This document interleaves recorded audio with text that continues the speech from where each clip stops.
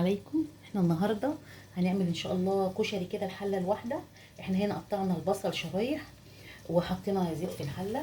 نحط الزيت الاول يسخن وبعد كده نحط البصل عليه. انا طبعا عملته وقطعت البصل الاول عشان انتوا عارفين بس حكايه البصل والدموع والكلام ده يعني. كده هنعلي النار عليه ونبدا نقلبه. احنا بنعمل البصل بنجهز طبعا الرز بالعدس اللي هنحطه عليه، بنكون غاسلينه ومنقينه كويس. ونجهز المكرونه برضو. احنا بقى هنا هنستنى البصل اول ما يبدا يتحمر كده معانا. طبعا احنا معانا البصله بدات تحمر هي، بس لسه طبعا ما وصلتش للدرجه اللي احنا عايزينها. احنا بناخد بالنا منها لحد ما تتحمر كويس. انا ما بضيفش عليها يا جماعه دقيق ولا اي حاجه. انا هنا بحطه يتحمر وممكن تهدي عليه النار. لما تهدي عليه النار بيبدا يقرمش اما يبدا يحمر يعني.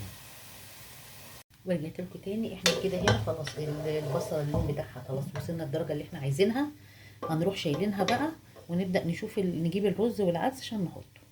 وكده معانا البصل اهو يا جماعه زي ما انتم شايفين. لسه طبعا هيبرد، هو سخن. انا بس حبيت اوريه لكم. احنا بقى اما نستنى عليه اما يبرد بيبدا بقى نلاقيه هش كده ومقرمش وحلو. كمان اوريكم يعني لو سامعين،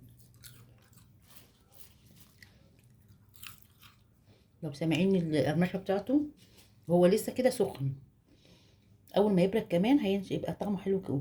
بقى هنبقى طلعنا البصل اهو. هنبدا نجيب احنا جبنا هنا غسلنا الرز والعدس ونضفناه كويس.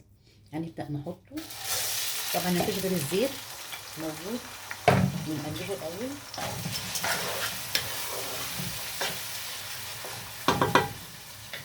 هنجيب بقى ميه سخنه.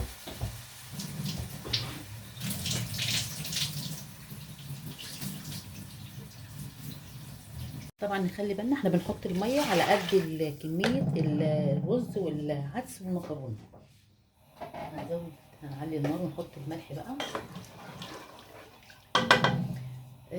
في العموم انا ما بحطش الميه كتير، يعني انا بحط على قد مثلا تغطي الرز. وبعد كده ما نحط المكرونه وبنقلبها بقى اما تبدا البخار بتاع المكرونه والكشري يطلع. نبدا نقلبها. لو احتاجت ميه ممكن نحط كوبايه يعني حسب الاحتياج. ما بنزودش عشان ما يعجنش في ايدينا، يبقى مفرفر كده وحلو. طبعا عارفين كلمه مفرفر يعني حبايه بحبايتها، او الكشري يطلع مش معجن يعني. نرش ملح ونقلب.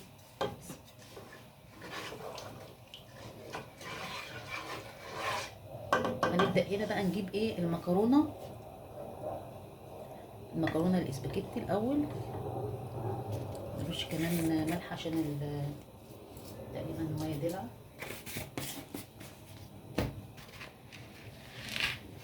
ونبدأ كده نقلبها.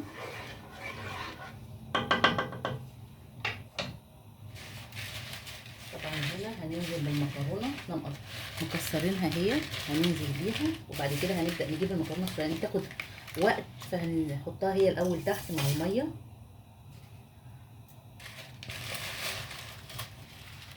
الحقيقة أنا جربتها كذا مرة فحبيت أوريها لكم. هي طريقة سهلة وحلوة، وفي نفس الوقت لو حد مستعجل ولا حاجة عايز تعملي غدا للولاد بسرعة حلو جدا. وعلى فكرة يعني أكل مفيد كمان الكشري بالمواد الغذائية اللي فيه العدس والمكرونة والرز. وطبعا البصل والصلصة الحاجات دي كلها مفيدة يا جماعة وحلوة للولاد. أفضل بكتير من الحاجات اللي بيشتروها. طبعا احنا عارفين الأندومي والكلام ده، ومغذية في نفس الوقت ومضمونة، معروفة معمولة في البيت مضمونة. احنا كده هنحطها. طبعا بنسيبها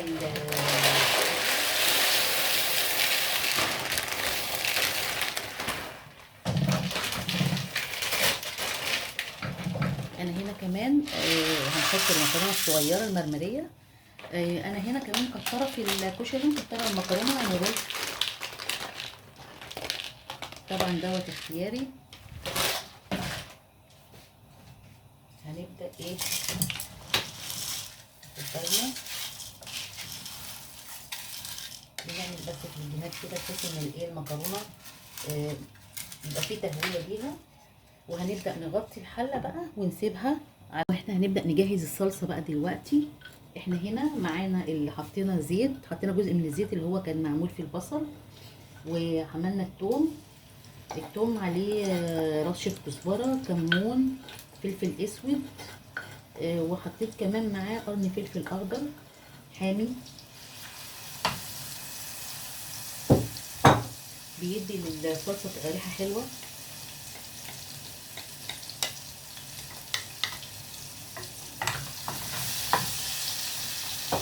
طبعا نكون مجهزين الصلصه معانا يا جماعه. اللي عايز صلصه فريش مفيش مشكله، عندك صلصه متسبكه برضو حلو جدا. احنا لو فريش احنا عايزين لما تكون فريش يا جماعه مش عايزين نوصلها لدرجه التسويه الكامله، بتدينا الطعم زي بتاع المحلات، يعني عشان انا جربتها قبل كده بتدينا الطعم بتاع المحلات. واحنا بقى هنا البصل التومه اصفرت اهي يا جماعه، هنبدا نحط فيها الصلصه بتاعت الكشري.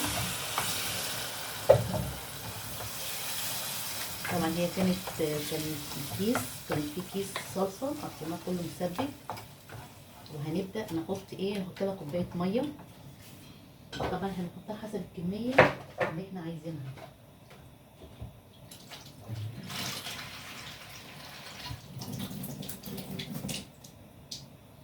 هنا كده